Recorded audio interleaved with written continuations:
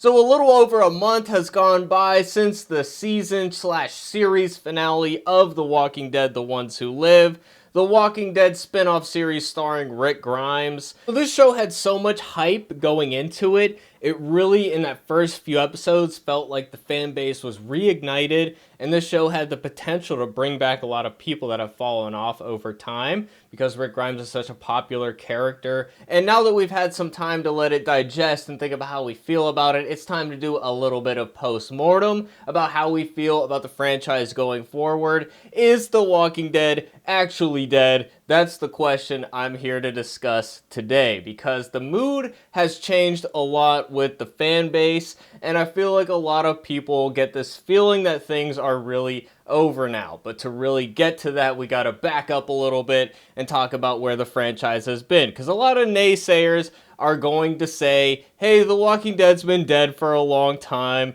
and you're just catching up with the rest of us. And I understand where they're coming from. The Walking Dead definitely went on probably a bit too long. A lot of the storylines were padded out. The quality wasn't as much there with season 7 and 8 especially, and the last two seasons had a little bit of shaky quality as well. The spin-offs, it felt like they were milking things a little too much, and people just ended up getting sick of it and stopped watching it. And there's still this contingent of the fan base, people like me that are comic fans or obsessed with it and just love it and want to see it continue on. So a lot of us were hanging on, and a lot of the normie fans kind of fell off, and I think that they have understandable reasons for doing that.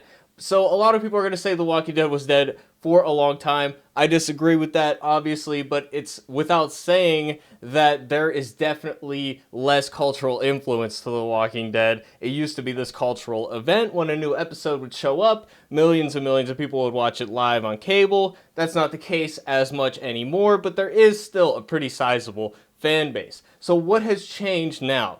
So Rick Grimes, the main character of the original show, it is an ensemble, but he is without a doubt the main character. We start with him, and he leads the group that we are watching. He is the guy who is the de facto leader. He's in charge. So he is by default the main character, more so of the comic series than the TV show, but definitely of the TV show as well. He was written off of the show because Andrew Lincoln had young children in another continent, so he doesn't want to keep traveling back and forth all the time, spending most of the year away from his kids. All of us can understand that. I have a relationship to television where I used to work in television, so I will never begrudge an actor leaving a TV show. They basically created this whole storyline called the Civic Republic Military, the CRM, and they took Rick away in a helicopter to help him nurse him back to health, and he hasn't been back since. So this whole idea of the Civic Republic Military is not from the comic series. It's a new storyline to the television show universe, and it was pretty much just created to get Rick off of the main show without completely killing off his character and giving him an excuse to come back later on.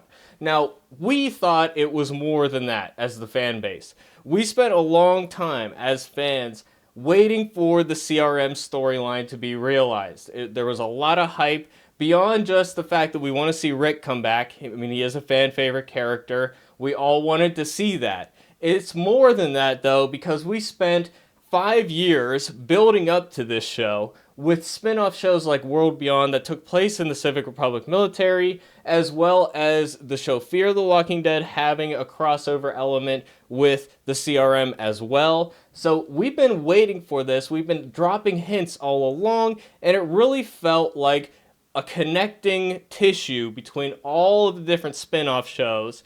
And after the main show ended, it pretty much ended with a trailer for this show. So this show was going to carry the flagship, essentially. It was going to be the main thing going forward. They ended the original series with I would call a trailer for this one, and we're setting up the Civic Republic Military in the background. So it really felt like this was the vehicle for the franchise to go forward, because the ending of the original show wasn't really an ending. It was just a to be continued in other shows. So that's what kind of didn't feel satisfying with that. Although I was happy to see them do these spin-off shows. But with that big story arc looming, and the fact that this show was not originally announced to be a limited series, We thought maybe it would go to a season 2, and there was this announcement of something called the Untitled Crossover Series down the line. So I had it in my mind, and not just me, many other fans had it in our minds, that this show would be the beginning of the final story arc of The Walking Dead that will culminate in this Untitled Crossover Series that will cross over the other shows. Daryl Dixon and Dead City are the two other shows we got going on right now, and that everything would converge in that Untitled Crossover Series, and that would be the real ending. Now, what ended up happening was the CRM storyline kind of ended up getting tied up really nicely. The Ones Who Live kind of became the one-stop shop for all of that. And it feels underwhelming because we spent so long setting it up. And it's the idea of this big group that's the biggest we've ever seen, has so many resources, is so powerful and far-reaching that it feels underwhelming that they were able to easily, by virtue of a few bad decisions on the CRM's part, basically blow up the entire military without too much effort. They have all these bombs right next to this important summit. They're unguarded somehow, and they were able to just get in there. And Rick was able to kill the leader, because the leader, even though Rick tried to escape so many times, the leader was still like alone with him in a room, which he wanted Rick to eventually become a leader, and he had his reasons, and I can get there. I understand where they're going with that. But if I was this General Beale character, would not want to leave Rick alone in a room with me when I'm having that conversation, because it definitely could end the way that it ended. So a lot of plot contrivances at the end made it feel rushed, because we had, based on everything we'd set up, it just didn't feel like it would end like this. So that's the thing there. This show ended up being kind of disappointing because we were expecting it to go on longer, and the fact that it's short, it could have been great, but even if it's perfect 100%, it still feels like the franchise has been deflated, it's lost direction. And where I thought that Dead City and Daryl Dixon were going to end up tying into this story arc, and I thought there was a CRM connection with Daryl in France, and I thought that there was a CRM connection with maybe New Babylon or this other group with the theater people in New York City. I thought that there was going to surely be some sort of connection there, but now that this has happened, and at the end of this, it's kind of like the CRM are the good guys now. And that's another thing that just doesn't feel justified at all, because we're basing this on what we've had set up before, which is that it's this massive group, hundreds of thousands of people all across the country. There are 3 different areas where people live, and it just doesn't track that 2 people could blow up this whole military, and people on the civilian side wouldn't have an issue with that. They take it at face value. Oh, the military is doing this evil things, and there's no real proof that Rick and them had to really show people.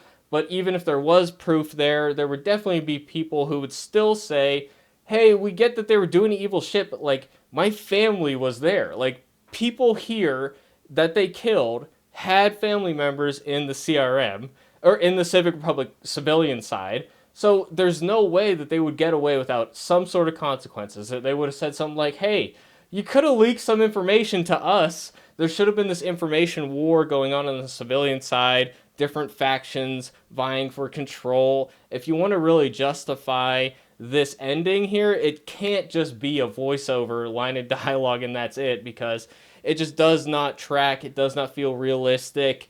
They would have had a trial. They would have had some sort of consequences. It would not have been all sunshine and roses getting Rick back with his family. And that's the other thing. We got the reunion. They withhold these things from us. Rick reuniting with his kid, because they know that's what we want, and as soon as we see that, we kind of check out. So the CRM being set up as this big looming threat, potential endgame scenario, gets deflated by this ending. We get the satisfaction of seeing Rick with his family, although honestly I would have liked a little bit more of that. It's still such a brief scene. It was a decent scene, but I would have liked to see more of it. It was satisfying, but it kind of leaves this punctuation mark at the end of the sentence that was Walking Dead, and now it just feels like, okay, I guess we're done now.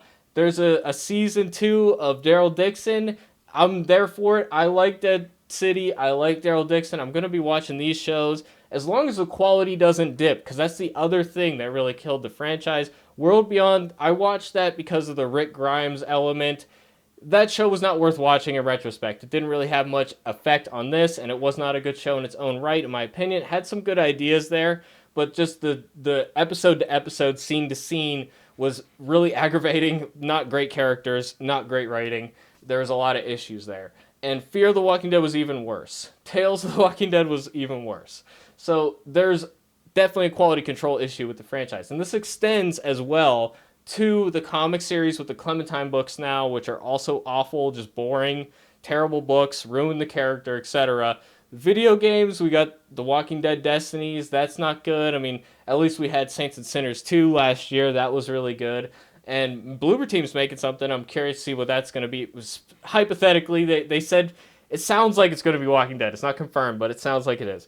So there might be stuff on the horizon, but we've had this quality control issue, and then we have the best show ever that The Walking Dead has had, this best spin-off show ever, which is this show, that falters in the last 2 episodes, but still I think is particularly strong. Those first 4 episodes are amazing, but the ending is the most important thing that happens. It's practically all that happens. This is the lasting impression that people have, and the impression this show gives is The Walking Dead is done. That there's nothing really looming in the background. Now, it kind of feels like they're going to ice the franchise for a while and then try to bring it back later. I don't know. That's just my feeling on it right now. I'm still on board for Daryl Dixon and Dead City 2, but a lot of people in the fan base seem to be checking out, and I don't blame them for that. They got the satisfaction they wanted. That's pretty much it. Maybe some people still want to see him reunite with Daryl. Maybe that'll be something that they hold over us for a bit longer. But what is that going to be? What storyline is there?